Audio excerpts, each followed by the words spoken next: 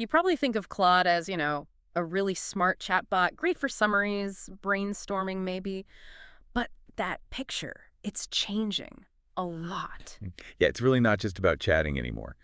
Picture this. You give it some raw sales numbers, maybe just in a text file, and boom, it spits out a proper Excel spreadsheet, calculates everything, puts in a chart, all from one prompt. Yay. And that's the shift we're really digging into today. From a thing you talk to something that actually does stuff. Welcome to the deep dive. We're going to unpack these pretty major updates that are pushing Claude right into your workflow. Like, seriously. Mm-hmm. And if you're building things, managing projects, or even just trying to wrangle data faster, you want to get a handle on this. We'll cover how it tackles real-world scheduling, how it can directly create and edit files, these new connectors for other apps, and yeah, the crucial privacy stuff. There's a deadline involved there too. Okay, let's start with that real-world integration. Claude as like a superpowered personal assistant, managing your schedule across different phone apps. Yeah, and what's really cool here is how it handles multiple steps across different tools. Calendar, maps, reminders, you name it. You make one request, and it sorts out a complex task. Cuts down on all that app switching we constantly do. Okay, give me an example, like a meeting. Sure. You could just say, schedule a 4 p.m. meeting tomorrow at a coffee shop nearby. Simple enough, right? Yeah. But then you add a note to bring the project docs. Right. So Claude checks your calendar for 4 p.m. If you're booked, it might say, hey, how about 4:30? Yeah. Then it finds coffee shops near you, puts the chosen one in the calendar event, adds your note, and even sets a 30-minute reminder on your phone. It's juggling multiple things at once. Okay, that's pretty slick for a simple meeting. What about something more involved, like planning something for the weekend? You can definitely scale it up. Try this. Plan a picnic with me this Saturday. Am I free between 9 a.m. and noon? Find a park nearby that has a big grassy area, send Min the invite via email, and create a packing list for me in my Notes app. Wow, okay. That's checking availability, location scouting, communication, and task management, all from one request. Exactly. Calendar, maps, email, Notes app. It's coordinating across them. So, probing that a bit, how does this multi-step capability fundamentally change how you interact with the AI? What's the core shift? I think fundamentally it elevates the AI. It's no longer just fetching information. It's actively coordinating tasks across your digital life. Yeah, it really transforms it into a powerful multi-app personal assistant beat. Okay, so if it can manage my schedule and reminders that well, what about the actual work associated with those meetings? The documents, the data. Perfect transition. Yeah. Because that's the next huge step. Moving beyond just managing time to actually manipulating the work products, we're talking direct file creation and editing. Think Word docs, Excel sheets, PowerPoint slides, even PDFs right there in the chat. Seriously, no more copying and pasting stuff back and forth. That's huge. It's not just faster. It feels like it could, democratize some skills. Like someone who isn't an Excel whiz could suddenly generate complex reports. That changes things. Totally. Take that Excel power. You upload, say, a simple text file, just product names, quantity sold. You tell Claude, calculate revenue. Product A costs 50,000 VND. And maybe specify prices for others. And it just builds the spreadsheet. Builds the whole thing. It inserts the formula for revenue quantity times price. Yeah. It calculates the total revenue at the bottom. And get this. It can even put a column chart, like revenue over time, onto a completely separate sheet within that same Excel file. That's structured work. Without ever opening Excel. Okay. What about other formats, like Word? Similar idea. Imagine you have a bunch of messy notes, just brain dump text about, say, climate change impacts in the Mekong Delta. You feed that to Claude and ask for a structured essay. It can generate a title page, build an automatic table of contents, and apply proper heading 1, heading 2 styles throughout the document. Okay, I'm thinking about the hours I've wasted fighting with formatting. That sounds amazing. PowerPoint, too. Yep. You could give it a longer report document and say, summarize this into a 7-slide presentation draft. Yeah. Maybe specify title slide, goals, tasks, results, maybe with a simple chart in there, challenges, next steps, thank you. You could even suggest a basic design like a blue and white theme. So it's not just content, it's structure and basic design as well. And PDFs, those are always tricky. Right. But now you could point it to a specific page in a long PDF, say page 27 of a 50-page report, and tell it, extract the table called monthly user statistics from this page and put that data into a new Excel file. It can isolate specific data within a PDF and move it. It can even help fill out PDF forms now. Whoa. Just thinking about that, imagine scaling that, a billion queries where no one has to copy, paste, or reformat. The amount of friction that removes is, well, it's massive. Yeah, it's a game changer for workflow. Yeah. So if we boil it down, what's the single biggest time saver compared to the old way? It seems like skipping all that manual formatting and structuring lets you jump straight to refining the actual content much, much faster. Exactly. You get to the substance quicker. All right, so Claude can manage my time, create my documents. What about connecting it to the other tools I already use every day? That brings us to connectors. This is the piece that integrates Claude into your wider digital workspace. It's built on something Anthropic calls the Model Context Protocol, or MCP. MCP Model Context Protocol. What does that mean in plain English? Think of it like a very specific secure key, or a handshake. Mhm. When you give permission, Claude uses MCP to ask another service like Google Drive or Slack for just the specific piece of information it needs for your request. It doesn't get free reign over your whole account. It gets temporary, limited access for that task based on the permissions you set up. Okay, so you control the access, and there's a place to manage this. Yep, there's a connectors directory. It lists the available apps, things like Google Drive, Slack, Notion, Canva are examples. You connect them there. Makes sense. So how would you use this day to day? Give me some practical examples. Okay, let's say you use Notion for project management.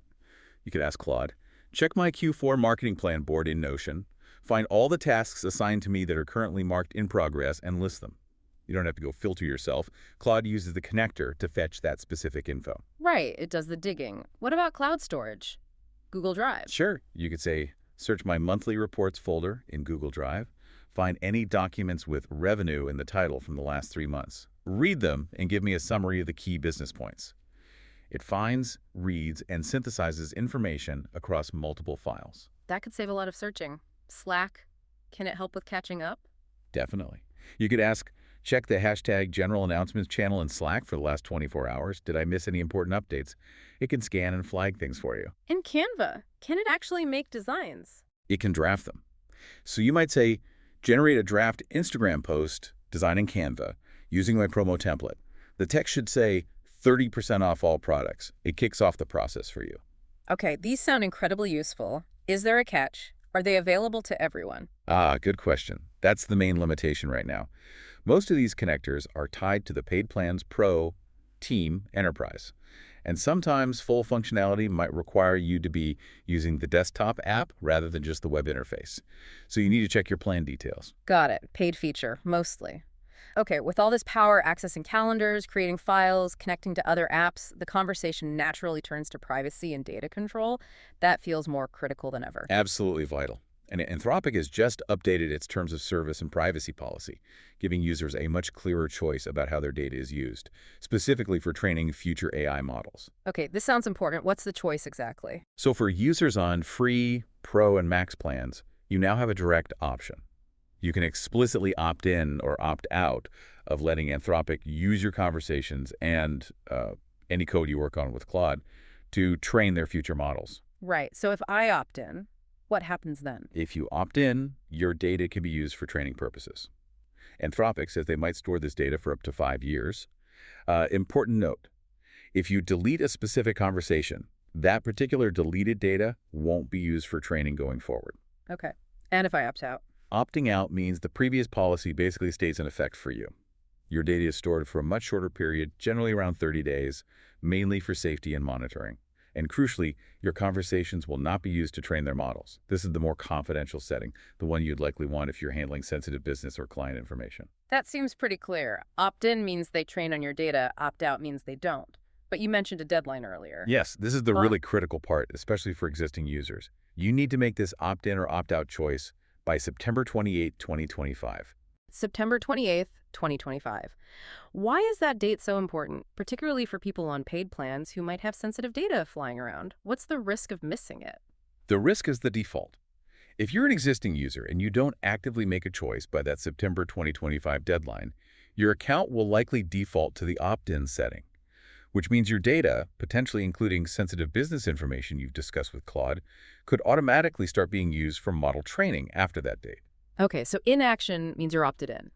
If you handle sensitive data, you absolutely need to consciously go in and select opt-out before September 28th, 2025. Precisely. You need to be proactive if you want to keep that data out of the training pool. Got it. Okay, let's pull some of these threads together now.